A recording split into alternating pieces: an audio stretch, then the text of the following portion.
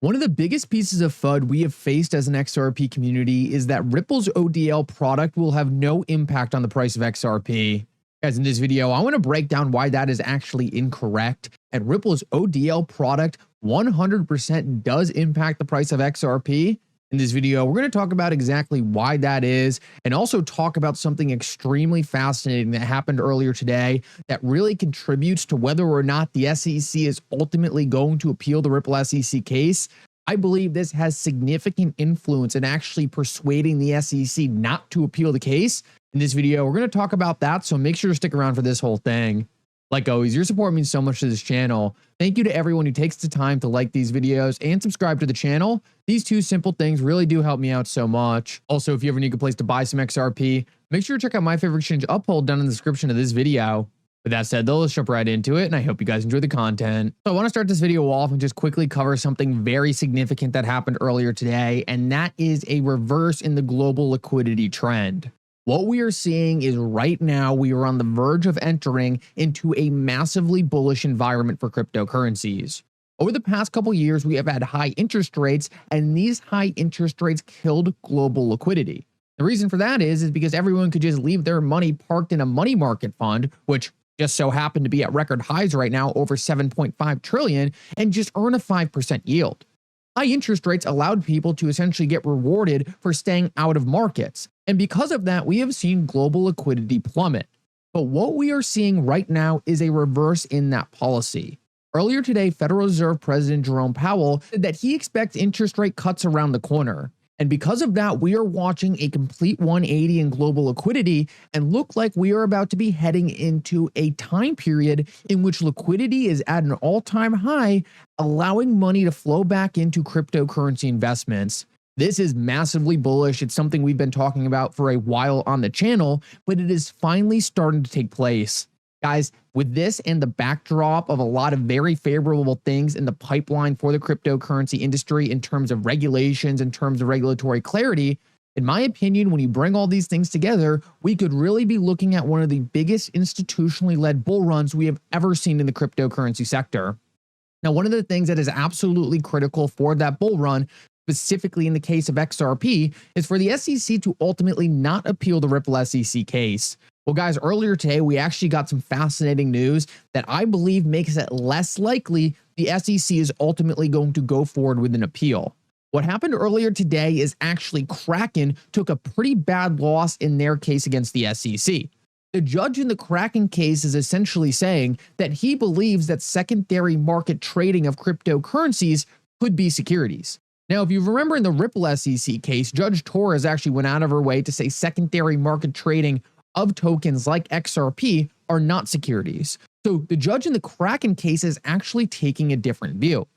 Now, why does this impact the SEC's desire to appeal the Ripple SEC case? Well, what we know is the SEC lost profoundly in the Ripple SEC case, and they really don't have a lot of hope in winning in any key areas. Ripple beat the SEC in a district level court. So if the SEC was to appeal this ruling, they would go to the Second Circuit. And if they did go to the Second Circuit, then that case could have precedent over the Kraken case. So what I'm trying to say here is if the SEC does appeal the Ripple case, takes that case to the Second Circuit, loses again at the Second Circuit, then it could kill their case against Kraken because the judge in the Kraken case would have to listen to the Court of Appeals at the Second Circuit and that decision in the Ripple case. So is the SEC going to risk taking their worst case, the Ripple case, to the Second Circuit and killing all their other cases? This is something we've been talking about on the channel for a while, but now we're really starting to see it play out. The SEC is doing better in other cases. They are doing better in the Kraken case. And if they took the Ripple case to the Second Circuit, they could sink their chances in any other ongoing cases. I've said this countless times on the channel. I believe the SEC is going to cut their loss in the Ripple case and pursue these other cases that they have much better odds in. I believe the SEC is going to say, you know what, Ripple was a one-off, XRP was a one-off. Let's try again with some of these other cases and try to win these cases at the Second Circuit to try to create precedent over the industry. The SEC takes Ripple to the Second Circuit, the precedent will be a losing case for the SEC, and they could also ultimately create a precedent that kills their current cases. So while it's not good news for Kraken, it's actually very good news, in my opinion, for the SEC ultimately not appealing the Ripple SEC case. You have to make the decision. What do you think the SEC is going to want to do? Do you think they're going to want to chase an impossible victory in the Ripple case, or focus on other victories in easier cases that aren't as influential, or should I say consequential, for the agency's regulatory power going forward? Either way, we're going to have to keep our eyes on this, but I believe this actually increases the chances the SEC is ultimately not going to appeal. So I thought it was pretty fascinating when this news broke earlier today. I want to finish this video off though and quickly talk about something that we have faced in terms of FUD for a very long time in the XRP community, and that is that Ripple's ODL product will not increase the price of XRP.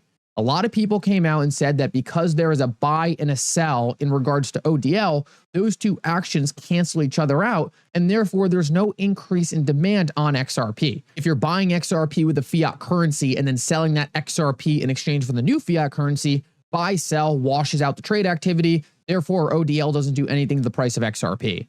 This is what people said, but I think they were actually missing something pretty critical. We actually got a thread from Bob Way, a former Ripple employee, breaking down exactly why ODL does have an impact on XRP. And this is a very long thread, and even what I'm scrolling through right now is concise, but I just want to break this down in layman's terms for you guys. And then if you want more information, I highly suggest you go to this post. It's retweeted on my X page. What Bob Way is saying is that essentially, regardless of the fact that there is a buy and sell in every ODL transaction, that buy and sell ultimately still needs to be done by market makers. And in order for market makers to sell XRP, they have to own XRP. You can't sell XRP you don't have. So what does that mean? That means that market makers have to stockpile XRP in order to buy and sell XRP, right? They can't just be constantly sourcing XRP on the open market. They need to have reserves that they can ultimately sell from if sell orders come in and there's no XRP to fill those orders. So market makers need to stockpile XRP to facilitate orders. Well, what do we know? We know that the more Ripple's ODL product ramps up, the more transactions that are necessary on the ODL platform and overall just for transacting via XRP to move currency from point A to point B. The more currencies we have moving from point A to point B, the more we're going to need market makers to sell XRP, which means the more market makers we're going to need owning XRP so that they can buy and sell it. So ultimately, it means that the more Ripple scales up ODL, the more market makers that are going to be needed buying and selling XRP, and thus owning stockpile reserves of XRP, the asset. This is something almost no one has talked about up until now, but it absolutely makes sense and totally destroys the theory that Ripple's ODL product doesn't have any impact on the price of XRP. Clearly, market makers are going to need a reserve of the asset. And the more Ripple's ODL product spreads across the world, the more market makers that are going to be involved, the more market makers that are going to be profiting off of running a service of making the markets on the XRP ledger, and therefore the more willing market makers are going to be to stockpile XRP and use that as a reserve to facilitate orders. This is going to cause more demand on XRP. It's going to lock up more XRP these market makers are going to be holding for future liquidity. And ultimately, all of this demand being held by market makers, the more ODL expands, is going to create more supply constraints on XRP, the token. Guys, in my eyes, this coming from a Ripple employee completely kills the narrative, completely kills the FUD that ODL will never lead to an increase in the price of XRP. This itself is confirmation that ODL does cause demand on XRP, will increase the price, and is absolutely critical to XRP's future. Guys, I really hope this kind of changes your perspective on a lot of the FUD we have seen around Ripple's ODL product. And the funny thing is I think this was always the obvious answer, even if the actual technicals behind it weren't that obvious. Ripple's product going mainstream and major banks using XRP as liquidity to move currency from point A to point B, in my eyes, would always obviously increase the price of XRP. At minimum, a lot of institutions would know about XRP's utility from using the product and therefore want to invest in it, and it would make XRP more credible in the eyes of major investors. But what we're seeing here is that there is actually a technical reason why XRP's price should increase via this ODL product going mainstream. So guys, just another example of the FUDDers getting things wrong, another example of people who don't truly understand the flows of XRP, making assumptions that weren't necessarily accurate. Obviously, XRP as liquidity, XRP as a neutral liquidity source for fiat payments is going to make XRP more valuable as XRP fills the role of that neutral liquidity, connecting all these different assets together.